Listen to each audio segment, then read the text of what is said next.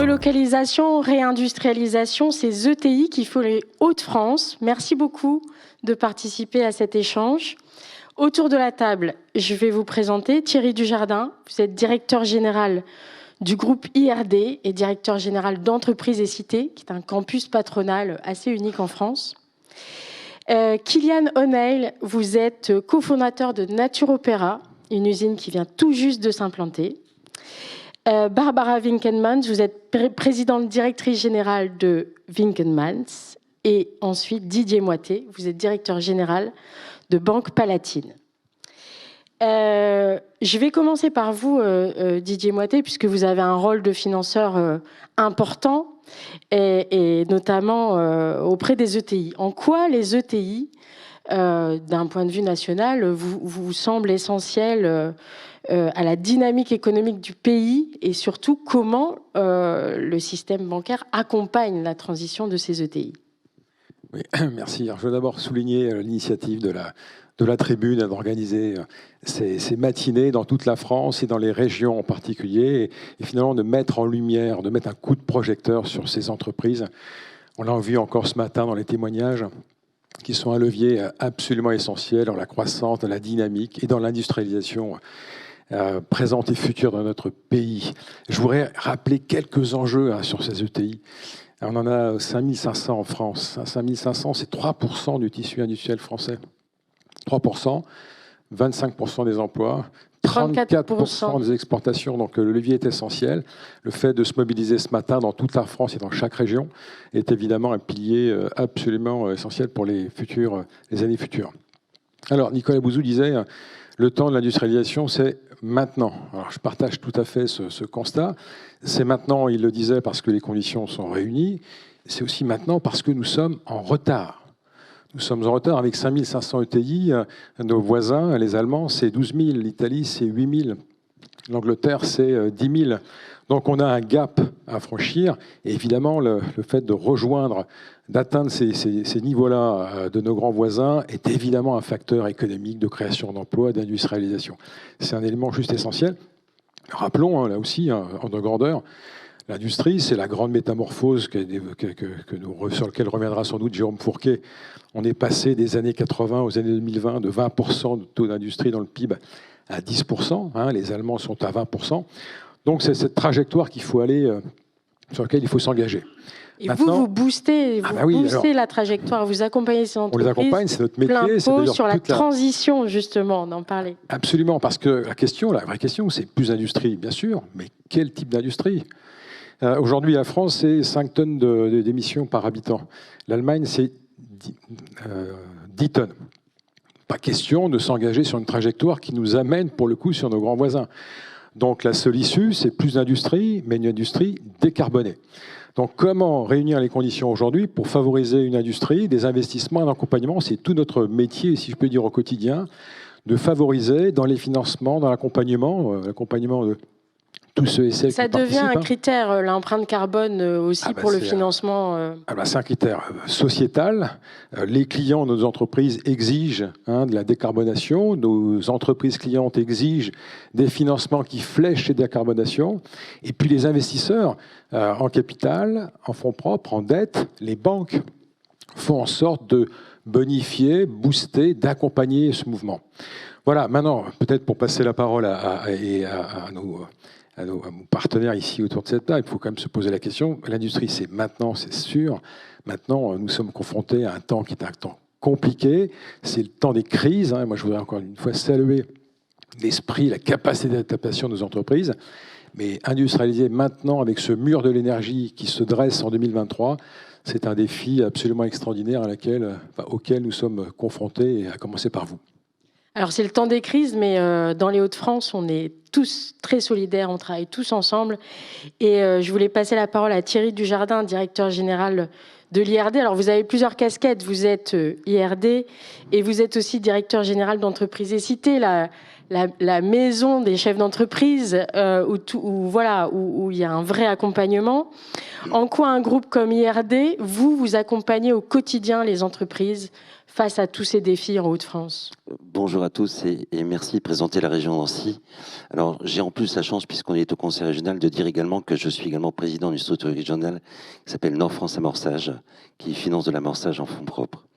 Mais ceci est juste pour situer, non pas mes rôles, mais en tout cas la puissance et l'action du conseil régional en la matière, et c'est très très actif.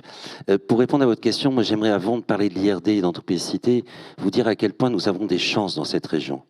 La première d'entre elles, c'est que sur l'initiative à la fois d'acteurs privés, mais également d'acteurs publics ou semi-publics ou institutionnels, nous avons énormément d'outils et de structures d'accompagnement dans cette région. Que ce soit en financement, que ce soit en accompagnement d'implantation, que ce soit en incubation. On peut citer Nord France Invest, on peut citer HDFID, on peut citer Euratechnologie, Eurasanté. Bref, tout ça pour dire que... Je ne sais pas si une autre région a autant d'aides de réseau. Alors, mon chauvinisme régional vous répondra non, puisque je suis originaire de cette région, mais je pense très sincèrement que nous avons cette chance d'avoir une densité d'outils et de systèmes d'accompagnement qui est exceptionnelle, vraiment exceptionnelle. Ça, c'est une première chance. La deuxième chance également que nous avons au travers de ça, c'est que l'ensemble de ces acteurs savent et veulent travailler ensemble. Vous l'évoquiez sur cette capacité à travailler en réseau, c'est bien le cas. C'est-à-dire que nous nous contactons régulièrement sur des projets structurants pour la région et nous savons agir dans l'intérêt bien sûr de nos sociétés, mais aussi dans l'intérêt de l'avenir de la région. Et donc nous co-investissons beaucoup, nous développons des projets ensemble sur énormément de sujets. Je prendrai un exemple simplement qui concerne directement ma structure.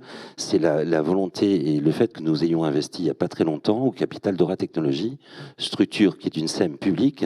Vous imaginez qu'on ne l'a pas fait pour des raisons financières, on l'a fait dans un objectif de déployer des outils et des services pour rapprocher les PME du monde plus traditionnel, les ETI, vous en parliez, et également le monde de la start-up pour qu'il y ait un apprentissage commun, qu'on passe du POC au POP, c'est-à-dire au pro-business pour les start-up, et qu'elles puissent également apporter leurs connaissances, leurs techniques, leur capacité d'innovation à des entreprises dites plus traditionnelles. Donc vraiment, ces chances-là, elles sont réelles. L'IRD dans tout ça, c'est quoi exactement? D'abord, c'est un groupe de services financiers, un groupe de services à destination des entreprises qui fait partie d'un écosystème qui est Entreprises et Cités, qui est une plateforme de services quasiment inédite, j'oserais dire inédite en France, et elle date de près de 100 ans, qui a développé un ensemble de services dans le domaine des ressources humaines, dans le domaine de la RSE. J'en profite pour saluer Marilène Foubé, qui la dirige, de l'immobilier, etc. Bref, un ensemble d'outils qui a un caractère aussi important, c'est qu'il est indépendant. Ces outils sont indépendants et sont privés. Ça n'est pas les pouvoirs publics. Pourtant, on travaille beaucoup avec eux, mais ce ne sont pas les pouvoirs publics. Et on déploie un ensemble de services qui sont à la fois des services d'accompagnement au développement de l'entreprise, d'accompagnement à la transformation, notamment sur la RSE, qui est un élément, vous citiez, absolument déterminant et qui constitue un élément déterminant de l'avenir de cette région et de l'avenir, de manière plus générale, de l'ensemble de la planète, mais on y est très attaché, mais également des outils assez inédits, puisqu'on parlait de private equity tout à l'heure et vous l'évoquiez en liaison avec des outils financiers, on a des outils qui vont de la start-up à l'ETI, qui peuvent intervenir à de 50 000 euros, ce qui est totalement atypique dans ce monde du private equity, jusqu'à 10 à 15 millions d'euros sur des outils régionaux. Régionaux, j'insiste. Ça veut dire qu'on a une vraie capacité à apporter ses fonds propres pour accompagner la petite entreprise à devenir un petit peu plus grande et à devenir ensuite une ETI demain. C'est vraiment cette logique. Et en plus des services immobiliers que nous déployons avec les collectivités, je ne vais pas faire trop long, je vous rassure, avec les collectivités, notamment dans l'aménagement de zones d'activité, parce qu'on a besoin de terrain pour implanter des entreprises, mais également dans une capacité d'investissement, en y associant d'ailleurs des acteurs privés, notamment des entrepreneurs qui eux aussi, j'en parlerai après, sont très engagés sur le territoire. Justement, on va donner la parole à un entrepreneur, Kylian O'Neil. Vous avez choisi les Hauts-de-France. Vous venez d'ouvrir une unité de production de couches engagées, bio, naturelles, à Bullé-les-Mines, dans le Pas-de-Calais. Pourquoi vous avez choisi les Hauts-de-France ? Alors, déjà rappeler Naturopéra, donc, que je représente ici avec mon associé Geoffroy Blondel de Joigny. En fait, c'est une entreprise qui est assez récente, qui a une petite dizaine d'années et qui effectivement développe, commercialise des couches bébés déjà depuis un petit moment en réseau bio sous la marque Tidou, en réseau grande surface sous la marque Caribou et également de l'hygiène féminine, etc. Beaucoup de marques différentes. Plusieurs marques, voilà. Mais on en vient à ce projet industriel et c'est vrai que c'est un petit peu étrange de parler de couches bébés quand on parle souvent d'aéronautique, de santé, etc. Les couches bébés, c'est important parce que c'est aussi important. Il y a 90% de couches bébés aujourd'hui consommées en France qui proviennent de l'étranger.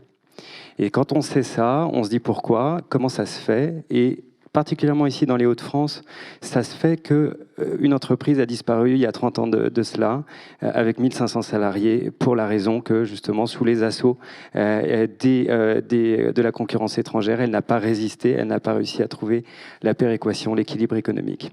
Et donc nous, aujourd'hui, on s'inscrit bien évidemment dans ce retour à l'industrie, dans cette réindustrialisation. On est très fiers de porter avec la BPI, la French Fab, ces couleurs de la réindustrialisation. Et pourquoi on en est venu dans les Hauts-de-France? Pour la raison du patrimoine que j'évoquais. Il y a un vrai patrimoine, une vraie compétence à la fois logistique et industrielle qui est réelle et qu'on voit tous les jours. Un positionnement géographique aussi. Et la géographie. Alors la géographie, c'est deux choses. La géographie, c'est l'économie, parce que effectivement, c'est mieux d'avoir en termes de transport, c'est mieux en termes de production de produire localement. Et c'est mieux également en termes d'écologie. Ça permet de desservir, il y a 80 millions de personnes à moins de 300 km des Hauts-de-France, de là où nous nous trouvons. Et ça permet effectivement d'avoir un vrai engagement écologique. L'écologie du bout du monde, c'est un petit peu compliqué. De plus en plus, elle est remise en cause. Acheter bio au bout du monde, ça n'a pas vraiment de sens. Et de plus en plus, on se dit que l'écologie et le local, ça ne doit faire qu'un. Alors effectivement, il y a un savoir-faire aussi dans la région. Vous n'êtes pas très loin de votre siège à Paris aussi. Ce sont des choses qui importent. Je vais passer la parole à Barbara Winkelmans, qui, elle, est présidente directrice générale de Winkelmans. C'est une entreprise historiquement implantée dans la région depuis 1894. Vous êtes spécialisé dans le grès cérame de petit format et vous, pour rien au monde, vous partirez. Et vous avez réussi à survivre, à rester implanté dans les Hauts-de-France, là où d'autres, justement, ont délocalisé. Oui, tout à fait. Allô ? C'est bon. Oui, tout à fait. Donc moi, beaucoup plus vieille que vous, en effet. Je suis la 5e génération. Donc la première génération, dans les années 1900, quand ils sont arrivés, les Hauts-de-France était un tissu industriel. Aujourd'hui, je suis la dernière à fabriquer du grès cérame fin vitrifié dans les Hauts-de-France, mais surtout en France, et bientôt en Europe. Le choix de mon papa de rester à cette époque dans les Hauts-de-France, c'était de ne pas suivre la tendance de la mode, du grand format, et de rester sur son produit, de se focaliser sur son produit, pendant que tous les industriels de la céramique partaient en Italie et délocalisaient pour faire le grand format. Donc ça a été un choix stratégique de mon père qui nous a sauvés.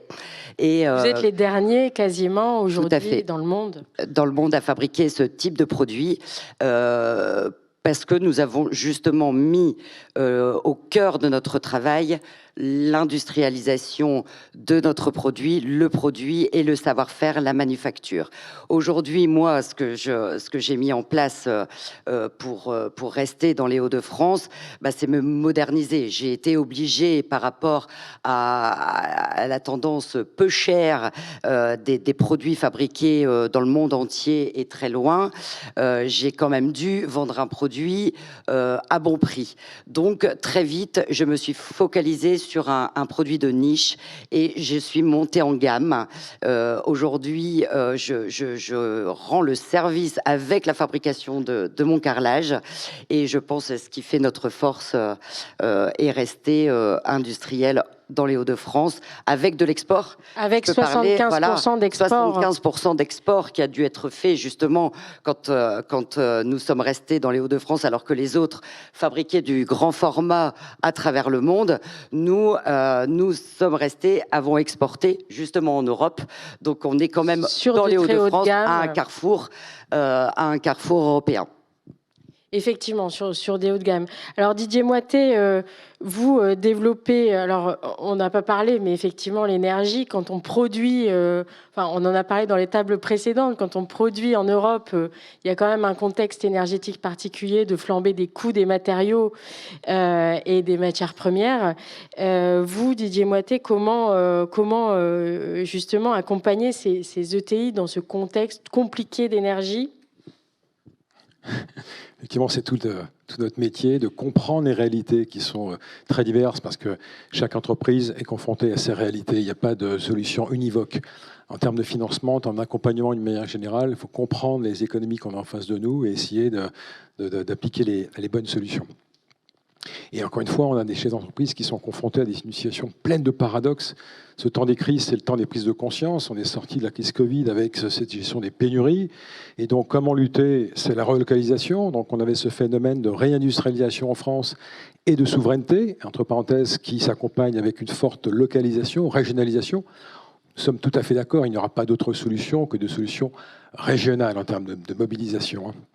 Donc on est pleinement engagé dans ce mouvement-là, et donc avec l'accompagnement des financements nécessaires, qui créent de la valeur, et en plus qui créent de la valeur décarbonée. La relocalisation, c'est de la décarbonation, par principe. Et en même temps, en ce moment, et c'est une des grandes questions qu'on se pose tous et toutes à l'horizon 2023, c'est comment faire face dans ce même mouvement, avec ces prix de l'énergie qui x2, x3, x4, ayons en tête là aussi des ordres de grandeur, mais quand on est dans l'industrie, je parle sous votre contrôle, mais l'énergie c'est 3, 4, 5% des coûts de production.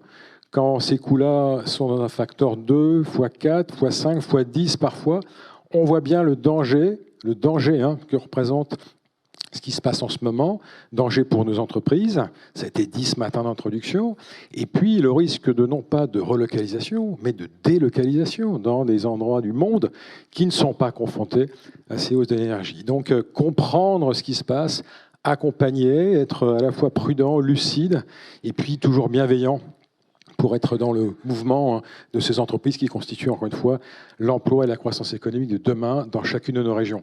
Je souligne qu'en Hauts-de-France, particulièrement illustratif de cette dynamique, une ETI sur 3 est industrielle. Ici, c'est presque d'une ETI sur 2. C'est toute la tradition industrielle des Hauts-de-France. C'est dans notre ADN. En parallèle des questions énergétiques, on l'a déjà abordé, il y a aussi des problèmes de formation. Thierry Dujardin, il y a une difficulté fondamentale aujourd'hui, renforcer des filières d'excellence, même si nous avons beaucoup d'écoles, même si nous formons énormément de jeunes, comment rester attractif? Qu'est-ce que vous faites pour justement générer ces futurs profils, ces futurs talents? Je vais commencer par être un peu provocateur, si vous permettez. Mais vous verrez, c'est pas bien grave, ça fait pas mal. Le temps de la crise, on l'a vécu, le Covid, on en a régulièrement, etc. Et là, on peut dire que c'est chaque crise, une crise en chasse une autre. Oh, je suis complètement d'accord avec vous. Cela étant dit, le temps des crises, c'est le temps des opportunités aussi. C'est le temps des opportunités. Et même si on sait qu'il y a des nuages qui se présentent devant nous, devant les entreprises, la question de l'énergie est devant nous, on sait bien, il y a plein de sujets. Il y en a d'autres encore, y compris des domaines sociaux. On est tous confrontés à des demandes d'augmentation salariale qui sont extrêmement fortes aujourd'hui. On le sait bien, à des difficultés de ressources humaines. Mais c'est le temps des opportunités aussi. Et je pense qu'il faut saisir ces opportunités, et il y en a. Moi, j'ai rebondi sur ce que vous avez dit par rapport au positionnement que vous avez adopté pour Winkelmans. Vous avez choisi un marché de niche, mais c'est un marché qui fonctionne, qui ne se délocalise pas et que vous produisez ici. J'ai eu l'occasion de rencontrer la semaine dernière une société qui fabrique des... Je viens sur la formation promis, qui fabrique des fenêtres. Les principaux producteurs en Europe des fenêtres, c'est en Pologne. Il ne faut pas se battre sur le prix, on n'y arrivera jamais. Il ne faut pas se battre sur les délais, on n'y arrivera jamais. Par contre, ils font des fenêtres sur mesure et des fenêtres spécifiques. Et là, ils réussissent. Ce que je veux dire simplement, c'est que par l'innovation, par la recherche de métiers qui sont des métiers spécifiques à forte valeur ajoutée, on peut y arriver. Et je pense qu'en ce sens-là, notre industrie a un avenir. Ça dépend aussi de deux choses. Un, la capacité et la volonté d'innover. Et deux, la capacité également à trouver les compétences nécessaires aujourd'hui et demain. Et ça, on a un vrai sujet.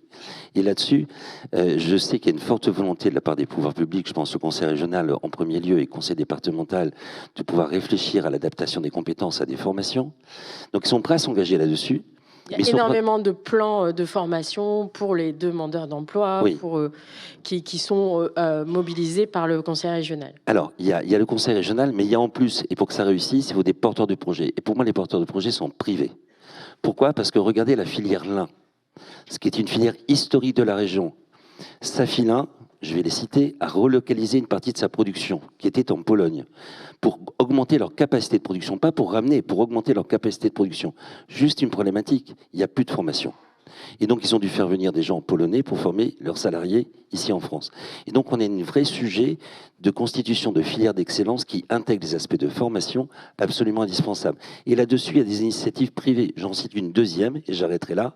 C'est la volonté qui a été mise en avant par des gens du textile. C'est quand même le textile, c'est quand même un élément fort de notre région, de se dire, mais finalement, si on ramène une partie de la production chez nous, notamment en confection, on a juste un problème. Sur Roubaix-Tourcoing, qui est un lieu historique de la confection, 80% des couturiers et des couturières, puisqu'il y a les deux, ont plus de 55 ans. Dans 10 ans, il n'y a plus personne. Et donc, il faut vraiment qu'on s'attaque à ça. Et là, notre rôle, à nous tous, en tant qu'acteurs privés accompagnant les entreprises, en tant qu'acteurs publics au titre du conseil régional, c'est de travailler ensemble pour réfléchir à quels sont les besoins de compétences demain. Sinon, on ne pourra jamais implanter les gigafactories dont on parle et dont on est très fiers aujourd'hui.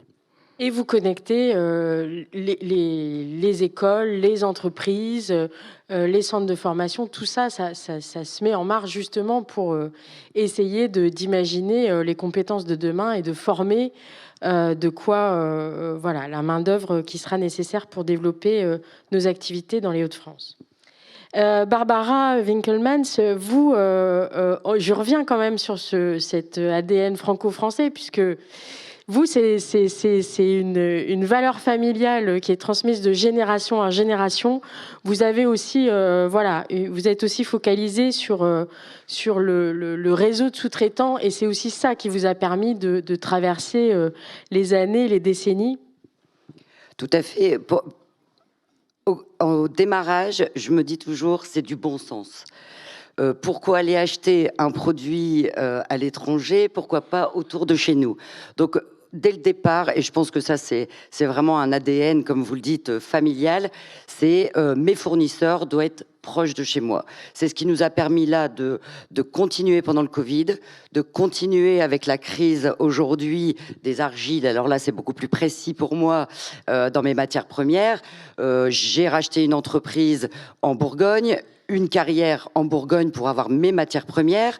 Donc vraiment, j'ai toujours eu la conviction que d'avoir des fournisseurs et d'être le plus indépendant possible aussi au sein de mon entreprise en développant des machines moi-même pour ne plus dépendre des autres, c'est primordial.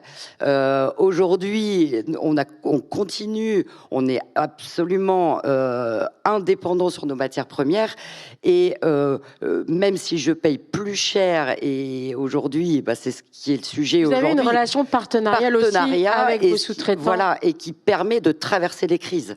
J'en suis persuadée. C'est ce qui nous permet de traverser. Vous aviez du carton quand j'avais du carton quand d'autres n'en avaient plus. J'ai eu de l'argile pendant que les carrières ukrainiennes là sont fermées et que les usines italiennes de fabrication de carrelage sont aujourd'hui quasiment à 50% fermées. Donc voilà, nous on continue à produire et on continue à vraiment protéger nos fournisseurs. Alors, Kylian O'Neill, justement, Nature Opéra, vous êtes donc nouveau venu. Est-ce que vous avez trouvé que les Hauts-de-France avaient facilité votre implantation ? Alors, d'abord, avant de répondre à la question, moi aussi, j'aimerais rebondir sur ce qui a été dit. C'est excessivement difficile, quand on remet une compétence à l'intérieur du territoire, de retrouver des gens qui sont capables de connaître un peu le métier. Absolument, voilà. Parce qu'en plus, vous avez choisi les Hauts-de-France, il y a quand même une industrie du tissu, il y a une industrie du textile, et on voit qu'il y a quand même eu beaucoup de pertes. Ah, aussi bien on est dans l'héritage de Saint-Frère, etc., mais aussi bien aujourd'hui, les derniers opérateurs qui ont travaillé sur des couches bébés il y a 30 ans, ils ont 80 ans. Donc, ils ne sont plus vraiment Et vous êtes là, en action. On va reconstruire. Mais donc, c'est une vraie difficulté. Et malgré l'aide qu'on peut avoir de la Maison de l'Emploi, Proche Emploi, Pôle Emploi, c'est vrai que la compétence, la formation, c'est absolument décisif et essentiel pour la montée en expérience d'une activité. Alors, effectivement, oui, pourquoi est-ce que, comment on en est venu à aussi choisir définitivement les Hauts-de-France? D'abord, évidemment, il y a Nord France Invest, qui est l'agence de développement des Hauts-de-France, dont on peut saluer le professionnalisme et l'accompagnement, qui sont venus nous proposer différents sites. Il y avait plusieurs régions. Il faut dire que chaque région a ses propres promoteurs, on peut dire ça.